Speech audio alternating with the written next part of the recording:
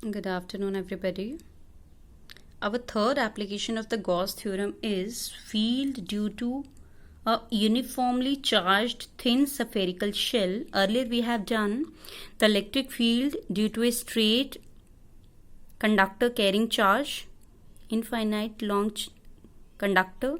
Second was the field due to a infinitely charged plane sheet, and third application is field due to a uniformly charged thin spherical shell, right? तो Gauss theorem को use करके we have to find the field outside the shell. इस shell के बाहर कितना field देगा ये.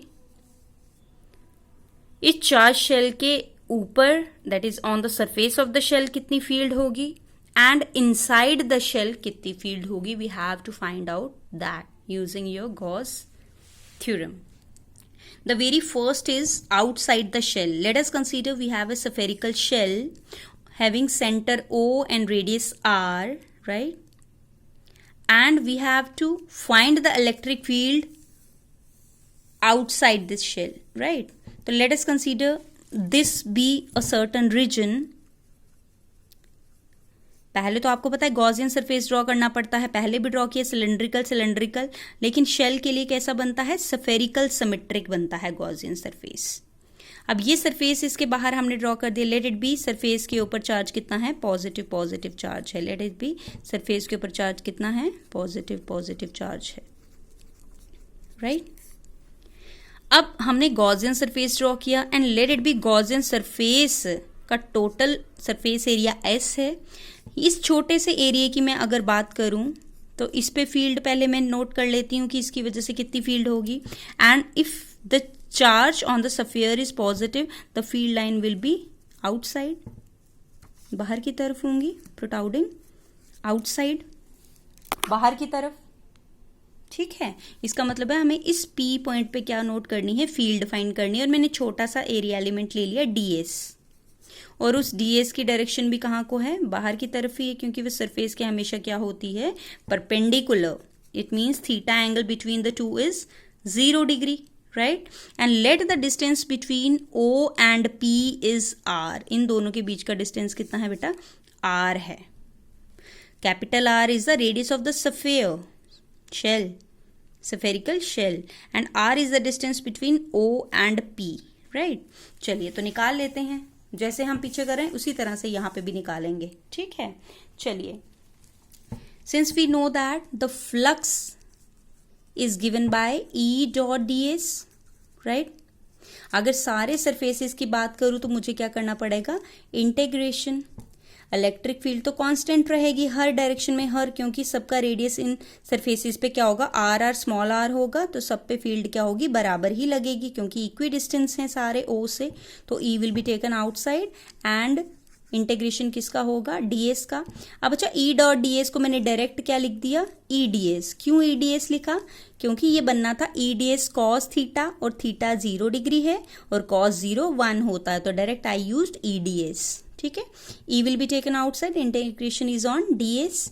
और आप बता दीजिए स्फीयर का, ये भी कैसे है, गॉसियन सरफेस स्फेरिकली सिमेट्रिक बना, तो स्फीयर का आपका सरफेस एरिया कितना होता है, 4πr². स्मॉल r क्यों लिया, क्योंकि बाहर वाला जो गॉसियन स्फीयर वो लिया हमने, गॉसियन सरफेस जो ड्रॉ किया उसका डिस्टेंस तो r है, तो स्मॉल r है, तो 4πr². Let it be equation 1, right? समझ आया कैसे किया. अब हम निकाल रहे हैं outside this shell, right? Now according to Gauss theorem, we have phi E is equal to किसके बराबर होता है, Q upon epsilon not. Let it be equation 2. Left hand sides are equal, right hand sides are also equal. Equating first and second and you will get E 4πr² is equal to Q upon epsilon not. Right hand side को equate किया तो you can find electric field here Q, और 4πr² नीचे आ जाएगा. 4π epsilon not पहले लिख लो, r² बाद में. This is your electric field outside the spherical shell. See तो इतना इलेक्ट्रिक फील्ड आता है आउटसाइड द स्फेरिकल शेल। और ये रिजल्ट अगर याद हो तो पहले भी हमने निकाला है, electric field due to a point charge. तो जब हम आउटसाइड द शेल निकालते हैं तो ऐसा लगता है जैसे सारा का सारा charge is concentrated at the centre, जैसे पॉइंट चार्ज होता है सेंटर में, उसकी इलेक्ट्रिक फील्ड के बराबर आया है। यहां से हमने देखा outside the shell the electric field inversely proportional to R square, as R will increase, E will decrease with the square. Clear? चलिए, hope you have understood. And now comes on the surface of the shell. Shell के surface पे तो Gaussian surface भी उसके ऊपर ही होगा, ठीक है, लेकिन अब रेडियस r ही है क्योंकि स्मॉल r कैपिटल R के बराबर हो गया यहाँ पे। तो again phi E comes out to be कितना होता है, E डॉट ds। अब रीजन कहाँ पे है, ऑन द सरफेस पे ले लिया, तो इसकी इलेक्ट्रिक फील्ड भी कहाँ को जाएगी, बाहर को, और इसका ds वेक्टर भी बाहर को, और थीटा दोनों के बीच का 0 degree, and cos 0 degree is 1। तो इसे मैं डायरेक्ट लिख देती हूँ EDS। अब E तो कांस्टेंट है because all the surfaces are equidistance from the centre, तो E is constant for those surfaces, तो it will be integration of ds। तो ds स्फीयर का सरफेस एरिया, अब स्मॉल r आएगा या कैपिटल R आएगा, it will be capital R because it is the radius of the sphere and we are finding on the surface. Let it be equation 1। Now using Gauss theorem, phi E comes out to be EQ upon epsilon naught, equating both we will get 4 pi r square is equal to Q upon epsilon naught, and we are left with electric field comes out to be Q upon 4 pi epsilon naught पहले लिख लीजिए, r square बाद में, ठीक है। यहाँ पे small r, यहाँ पे capital R, being r is the radius of the shell. Clear? These two cases, right? अब अच्छा, अगर यहाँ पे इस क्वेश्चन इसको थोड़ा सा मोल्ड करके हमने लिखना हो, since we know that let it be surface charge density जो है शेल की कितनी आ जाएगी, charge per unit area, area होता है, और इसका सरफेस एरिया कितना है 4 pi capital R square, right. Capital R square, ये वैल्यू यहाँ पे पुट करेंगे, Q की यहाँ से वैल्यू निकाल लो बेटा, क्या बन जाएगी, Q comes out to be 4 pi R square, sigma के साथ चला जाएगा, it will be 4 pi R square sigma. ये वाली चार्ज की वैल्यू यहाँ पुट करें तो what will you get, 4 pi R square sigma upon, क्योंकि यहाँ से एक रिजल्ट हमें मिलेगा तभी हम इसे सरफेस चार्ज डेंसिटी को पुट कर रहे हैं, ठीक है। तो यहाँ से हमने R स्क्वायर कट गया, पाई कट गया, 4 कट गया, and you are left with answer sigma upon epsilon not only, ठीक है।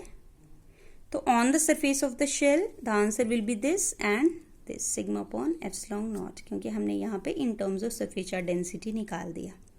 यहाँ पे लिखने का मतलब नहीं था, क्यों, क्योंकि यहाँ पे ऊपर आना था 4 पाई R स्क्वायर सिग्मा, सिर्फ 4 पाई R स्क्वायर ऊपर बच जाना था, कैपिटल R स्क्वायर और R स्क्वायर, ठीक है। तो यहाँ पे ये ऐसा रिजल्ट कुछ नहीं मिलना था, तभी हमने यहाँ Q की वैल्यू पुट नहीं की, क्योंकि यहाँ इलेक्ट्रिक फील्ड बन रही है due to a point charge की तरह, राइट। चलिए, this is your second, that is on the surface of the shell. Now comes inside the shell, let us draw the Gaussian surface, और इस Gaussian surface का radius कितना है, let it be small r है, ठीक है। अब यहाँ पे हमने कोई सरफेस ले लिया, इस गॉसियन इनसाइड ले रहे हैं, अब तो इनसाइड में सरफेस ले लिया, इलेक्ट्रिक फील्ड तो पॉजिटिव की कहाँ को जाएगी, बाहर को ही जाएगी, और ds वेक्टर भी कहाँ को जाएगा, बाहर को। अब हमने बोला है कि charge lies on the surface of the shell, charge हमने कहाँ रखा है, शेल के ऊपर, अंदर तो चार्ज है ही नहीं है, शेल के अंदर तो चार्ज है ही नहीं है, since charge inside the shell is 0, ठीक है। तो इलेक्ट्रिक फील्ड फ्लक्स होगा फाई E, अगर मैं फाई E की वैल्यू E डॉट ds से लिखूं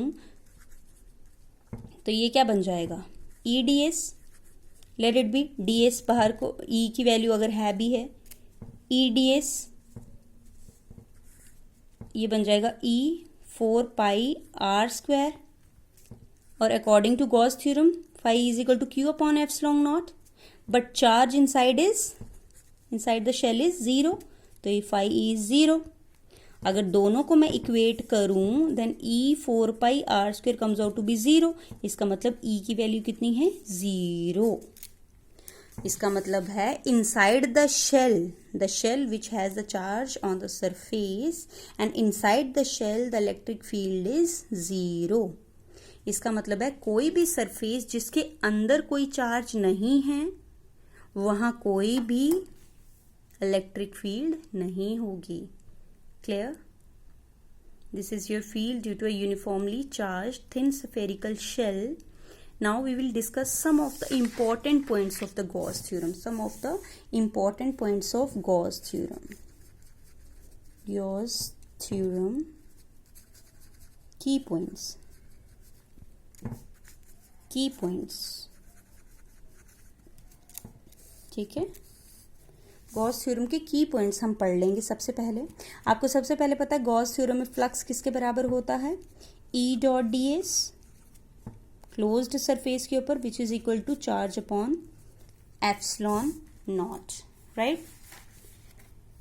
अब इसके साथ ही हमारे पास 3-4 पॉइंट्स हैं जो कि आपने याद रखने हैं। That is the very first is Gauss theorem is valid. खुद लिखेंगे आप, मैं सिर्फ आपको बोलूंगी कि गॉस थ्योरम सिर्फ किसके लिए वैलिड है? Closed surface of any shape any charge distribution. ठीक है, सेकेंड पॉइंट में लिख देती हूं, इट इज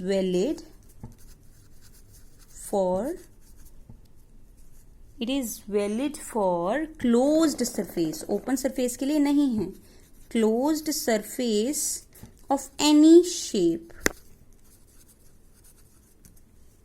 That is क्या बोल देंगे? इसका मतलब है electric flux is independent of shape and size, independent of shape and size of the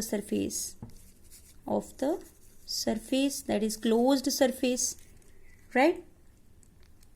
अब देखिए बच्चा, इसका आपको यहाँ पे प्रूफ भी दे देते क्योंकि पेपर में पूछते हैं, show that how your electric flux is independent of shape and size of the surface. अब मैं बच्चा एक चार्ज ले रही हूं, प्लस चार्ज अंदर बैठा हुआ है।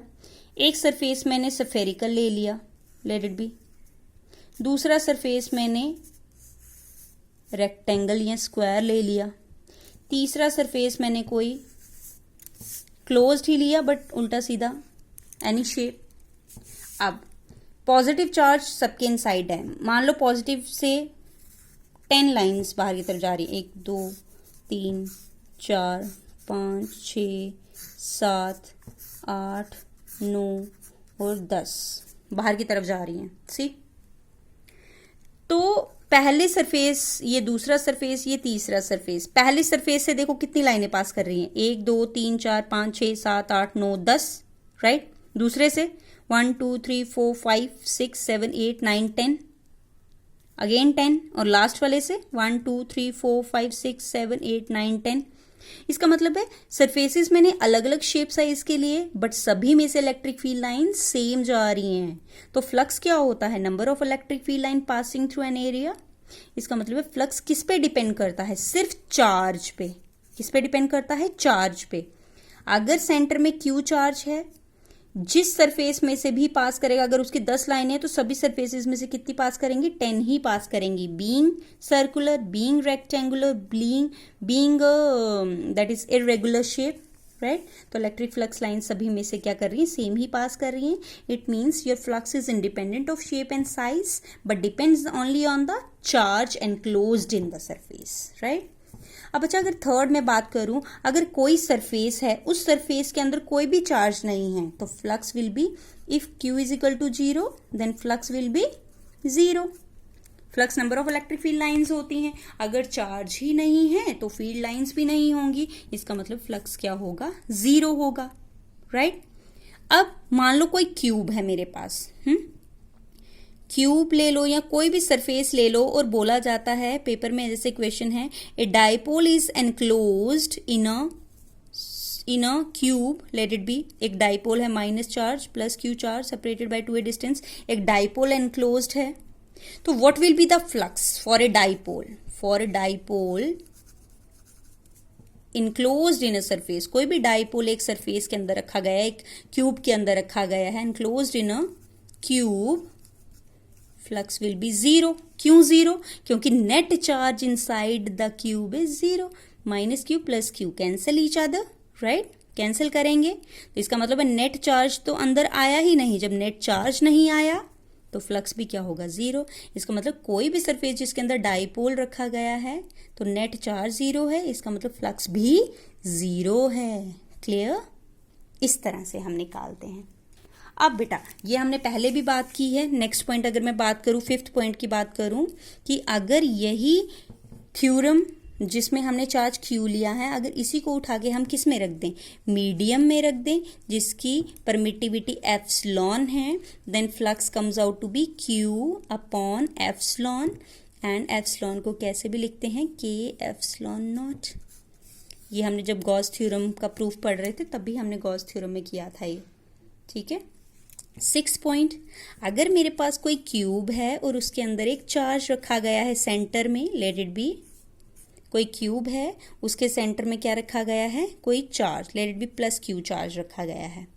तो पूछा जाता है किसी एक सरफेस में से टोटल क्यूब में से कितना फ्लक्स जाएगा? Q upon epsilon not. Whole cube में से कोई पूछे कितने फेसेस? 6 फेसेस होते हैं. एक फेस में से कितना फ्लक्स जा रहा है? From one face. 6 फेसेस होते हैं क्यूब के, and from one face flux is equal to Q upon 6 epsilon not होता है. ये याद रखना है बेटा आपने. ठीक है. That is from one face कितना फ्लक्स जाएगा? Q upon 6 epsilon not. और पूरे क्यूब में से Q upon epsilon not, one face में से Q upon 6 epsilon not. Clear? These are the various points you should remember, right? चलिए, thank you very much. Hope you have understood this lecture. Just take the screenshot and read out the gist of the Gauss theorem. Thank you.